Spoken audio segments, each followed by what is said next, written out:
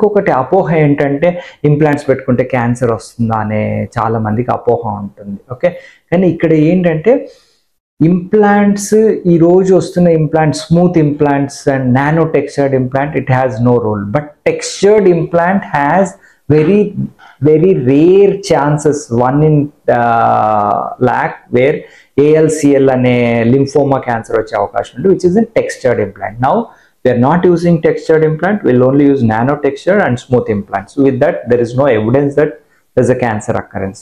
Okay, రెండోది common గా అపోహ ఏంటంటే బ్రెస్ట్ ఇంప్లాంట్స్ పెట్టించుకున్న తర్వాత ప్రతి సంవత్సరం మార్చుకోవాలా, 2 సంవత్సరాలకు మార్చుకోవాలా, ఎన్ని రోజులు డ్యూరేషన్? నో, ఇది ఒక్కసారి కరెక్ట్ ప్లేస్ చేసిన తర్వాత లైఫ్ లాంగ్ పెట్టుకోవచ్చు.